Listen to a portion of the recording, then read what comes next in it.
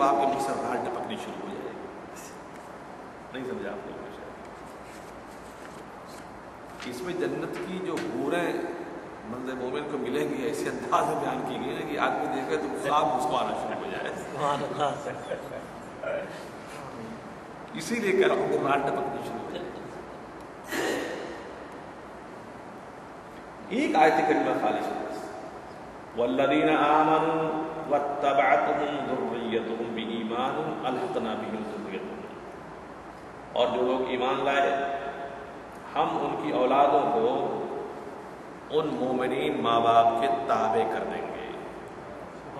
اس سلسلے میں اختلافی مسائل ہیں. وہ بچے چھوٹے کفار و مشرکین کے جو بچپن میں انتقال کر جاتے ہیں وہ کہاں رہیں گے؟ جنت میں رہیں گے کہ جہنم میں رہیں گے؟ یہ ہے مسئلہ. قرآن تو کہہ رہا ہے مسلمانوں کے جو بچے ہوں گے نا وہ تو اپنے ماں باپ کے تابع ہوں گے. جہاں والدین وہی بچے. جنت میں والدین، جنت میں بچے. مشرکین اور کفار کے بچوں کے تعلق سے یہ سوال ہے وہ کہاں رہیں گے؟ اس سلسلے میں دو قول بیان کیا گیا ہے. ایک قول تو یہ ہے کہ وہ اپنے ماں باپ کے تابع ہوں گے، لیکن اس پر بہت سارے اعتراضات قائم کیے گئے کہ ان بچوں کا قصور کیا ہے؟ ماں باپ اگر جہنم میں تو بچہ جہنم میں کیوں جائے گا؟ دوسرا قول یہ ہے کہ وہ رہیں گے تو جنت میں، لیکن بحیثیت خادم رہیں گے. مسلمان جو نیک مسلمان جو جنت میں ہوں گے ان بچوں، ان چھوٹے بچوں کے خادم بن کر کے رہیں گے جنت. اللہ بہتر جانتا. اللہ عالم الصواب. سورہ نجم شریف، اس میں آپ لوگوں نے مسلسل سنا ہے، اس میں تقریروں میں سورہ نجم شریف میں بہت ساری بحثیں ہیں. ایک بحث اس میں ہے کہ وَأَن لَيْسَ لِلْإِنسَانِ إِلَّا مَا سَعَىٰ، آدمی جو دنیا میں کوشش کر کے جائے گا وہی اس کے لیے کافی ہے. آج کل وہابی، سلفی گروپ، تبلیغی جماعت، جماعت اسلامی وغیرہ اسی آیت کریمہ کو لے کر کے کہتے ہیں کہ بس جو کر لیا اپنی زندگی میں، اس کے بعد سب بیکار ہے. یہ تلاوت، یہ قرآن خوانی، یہ صدقہ، یہ نفل، یہ سب بیکار ہے، اس کا کوئی فائدہ نہیں. قرآن کہتا ہے وَأَن لَيْسَ لِلْإِنسَانِ إِلَّا مَا سَعَىٰ، آدمی کے لیے وہی ہے جو دنیا میں کر لیا ہے. ظاہر سی بات ہے قرآن ہے، قرآن کا انکار تو کر نہیں سکتے آپ. اور سننی ایسے بھی بیچارہ اس کو تو علم ہوتا نہیں بیچارے کو. ہمارے سب سے بڑی کمزوری ہمارے بزرگوں نے اس مسلک کو بہت برائٹ بنا کر رکھا تھا، لیکن جتنا وہ برائٹ بنا کر رکھتے تھے ہمارے اس دور کے لوگوں نے اس کو اتنا ہی ڈارک کر دیا ہے. علم یہ نہیں سیکھیں گے، نماز یہ نہیں پڑھتے ہیں، قرآن کی تلاوت ان کے یہاں نہیں ہوتی ہے، اچھائیوں سے دور یہ رہتے ہیں.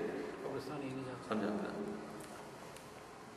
چند معمولات ہم اس کو کر لیتے ہیں، سمجھتے ہیں بس یہ ہمارے لیے کافی ہے. یہ بہت بڑی برائی ہمارے یہاں پیدا ہو چکی ہے، اور اس کو دور کرنے کے لیے یا تو عمر فاروق کا کوڑا ہونا چاہیے یا اورنگزیب کی تلوار.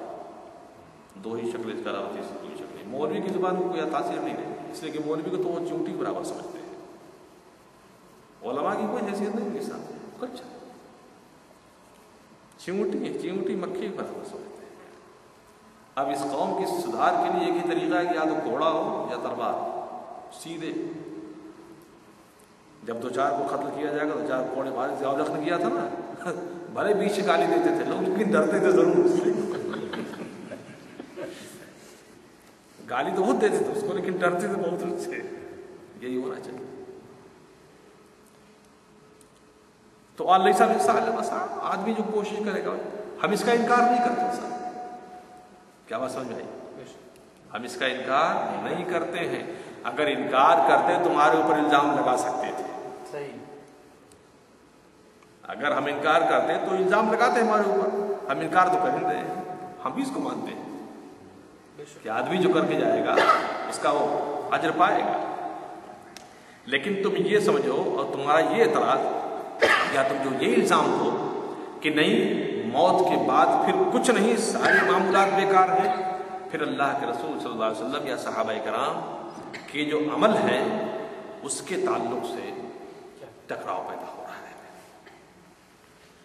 قرآن میں اور حدیث میں ٹکراؤ پیدا ہو رہا ہے، اور ہمارا معمول یہ ہے کہ ہم جب ٹکراؤ ہوتا ہے تو سلوشن تلاش کرتے ہیں، اس کے اندر ہم کوشش کرتے ہیں کہ تاکہ قرآن پر بھی عمل ہو، حدیث پر بھی عمل ہو جائے۔ سبحان اللہ، سبحان اللہ۔ حدیث پاک آئی ہوئی ہے، بخاری وغیرہ کی روایات آئی ہوئی ہے کہ جب تم قبرستان میں جاؤ تو 11 بار یہ سورہ اخلاص پڑھو، سورہ تکاثر پڑھ کر کے، آیت الکرسی پڑھ کر کے، خود یاسین شریف کے بارے میں کیا پرسوں بتایا میں نے کہ یاسین شریف 10 ختم قرآن کے برابر ہوتی ہے سارے، یہ پڑھ کر کے بخشو، اس سے مردے کی قبر کے اندر نورانیت پیدا ہوتی ہے، اس کو ثواب ملتا ہے، اس کا عذاب اٹھتا ہے، حتیٰ کہ یہ تو قرآن کی بات ہے بھائی، بخاری کی وہ روایت کہ اللہ کے رسول گزر رہے ہیں 2 قبروں کے درمیان، ٹھہر گئے، حضور نے فرمایا کہ ان دونوں قبروں پر عذاب ہو رہا ہے، جاؤ وہاں سے کھجور کی ایک شاخ توڑ کر کے لاؤ، ہری لائی گئی، پھاڑا، فرمایا ایک اس پر کاٹ دو، ایک اس پر کاٹ دو، پوچھا کہ منطق، لاجک، فرمایا جب تک یہ تر ہیں اللہ کی تسبیح کریں گی اس کا عذاب کم رہے گا۔ سبحان اللہ۔ اگر یہی بات ہے کہ صاحب آدمی جو کر کے گیا وہی خالی، اس کے بعد کچھ نہیں، تو پھر اللہ کے رسول کا یہ عمل بیکار، اور اللہ کے رسول کا کوئی عمل بیکار نہیں، کوئی عمل بیکار نہیں۔ نمبر 2، خود قرآن کہتا ہے وَإِن مِّن شَيْءٍ إِلَّا يُسَبِّحُ بِحَمْدِهِ وَلَٰكِن لَّا تَفْقَهُونَ تَسْبِيحَهُ، ہر شے اللہ کی تسبیح کرتی ہے لیکن اس کی تسبیح تم سمجھ نہیں سکتے ہو، ہر شے ہے۔ تو معلوم یہ ہوا کہ یہ ہماری دنیاوی زندگی کے معمولات کے حوالے سے ہے کہ تم جو دنیاوی زندگی میں عمل کرو گے، اچھا کرو گے ثواب پاؤ گے، برا کرو گے اس کا عذاب دیا جائے۔ اس کا یہ مطلب نہیں ہے کہ تم اچھا کر کے جاؤ تم کو ثواب نہ دیا جائے، اور تم جو برا کر کے جاؤ تم کو عذاب نہ دیا جائے، اللہ کی مرضی۔ لیکن دنیاوی زندگی ہماری جو ہے یہ دنیا مزرع الآخرہ، یہ دنیا آخرت کی کھیتی ہے، ہم یہاں کھیتی کر رہے ہیں، اور کھیتی کر کے ایک دن فصل کاٹیں گے، ہم 2 فصل کٹیں گے آخرت میں، لیکن یہ کہ موت کے بعد کسی دوسرے کے اعمال کا کوئی ثواب نہیں پہنچتا ہے، یہ حدیث کے سراسر خلاف ہے۔ اذا مات الانسان انقطع عمله الا ثلاث، صدقۃ جاریۃ وولد صالح يدعو به وعلم ينتفع به، كما قال نبی صلی اللہ علیہ وسلم، آدمی مر جاتا ہے تو اس کے سارے عمل ختم ہو جاتے ہیں مگر 3 عمل باقی رہتا ہے، اس کا ثواب مسلسل ملتا رہتا ہے، صدقہ جاریہ کا، نیک اولاد جو اپنے ماں باپ کے لیے دعا کرتی ہو، اور جو علم پڑھا کر کے گیا ہوا ہے جس سے اس کے علم پھیلایا جا رہا ہے، اس کا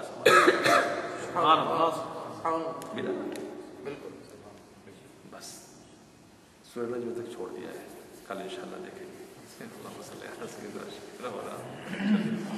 صلاۃ و سلام علیہ سیدی یا رسول اللہ کریم، ماہ مبارک کی عبادتوں کو قبول فرما، قرآن پاک کی تلاوت و سماعت، اور جو فقیر عرض کرتا ہے اللہ کی تفسیر، ان میں اگر کوئی غلطی ہوتی ہے اسے معاف فرما دے۔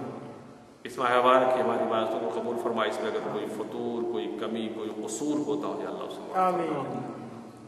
ہمارے ایمان پر قائم رکھے، ایمان پر موت نصیب فرما، خاتمہ بالخیر فرما،